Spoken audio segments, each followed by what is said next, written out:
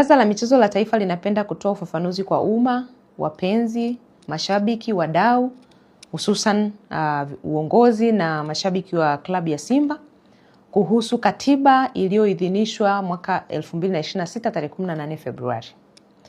Marekebisho ya katiba ya Simba yaliwasilishwa Baraza la Michezo la Taifa kufuatia mapendekezo ya mkutano mkuu wa klabu ya Simba ambao ulifanyika tarehe 30 Novemba mwaka 2025.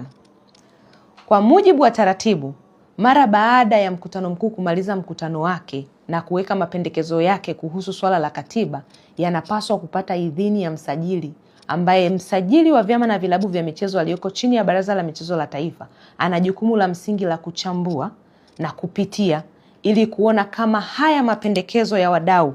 au ya klabu yamekidhi na kuendana na matakwa ya sheria, kanuni na miongozo iliyowekwa na serikali ambayo ina govern sekta hiyo ya michezo. Baada ya uchambuzi wa kisheria,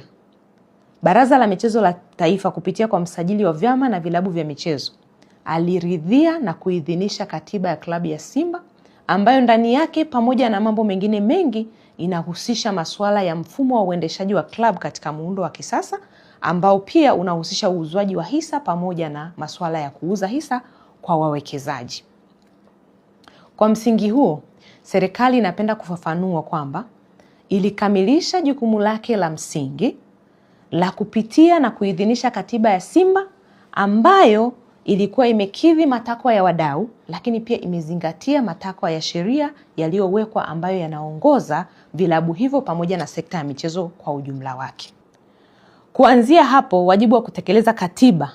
na kukamilisha mabadiliko yaliyopitishwa na wanachama wa klabu ni wa uongozi wa Simba Club yenyewe. Utekelezaji wa maamuzi yaliyomo katika katiba hiyo haupaswi kufanywa na serikali kwa niaba ya klabu, kwa kuwa ni maamuzi yaliyofanywa na wanachama kupitia mkutano mkuu na umeidhinishwa kwa mujibu wa sheria kwamba umekidhi na kuakisi vigezo vyote vya kisheria, kanuni na taratibu ambavyo vimewekwa na serikali. Hata hivyo, serikali inafahamu kwamba kwa kuwa hili ni jambo jipya linaanza kwa mara ya kwanza, inawezekana katika swala zima la utekelezaji wake kukawa kuna kutokuwa na uelewa au kukawa kuna mkwamo ambao labda unatokana na kutokuwa na namna bora ya kuupeleka.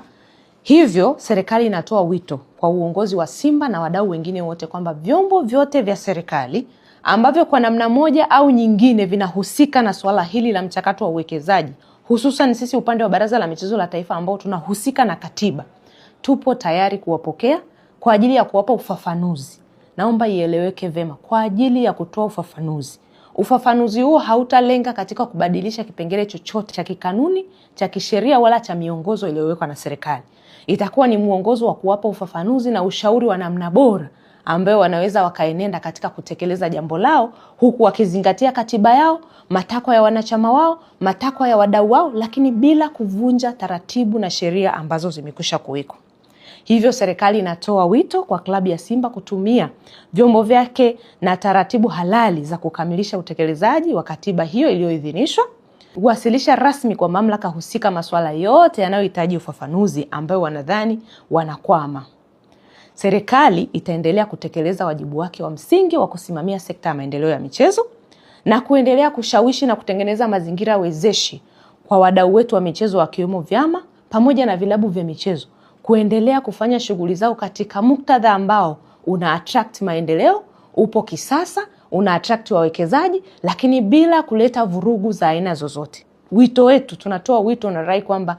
wajitahidi kufanya mambo yao katika hali ya utulivu, hali ya uwazi, hali ambayo inaleta uwajibikaji kwa mustakabali wa maendeleo ya michezo nchini. Serikali wakati wote nia yake ni njema ya kutaka kuona vilabu pamoja na vyama na sekta ya maendeleo ya michezo kwa ujumla wake inapiga hatua katika muktadha ambao unaenda na usasa wa duniani, lakini huku tukizingatia matokeo yote ya kisheria.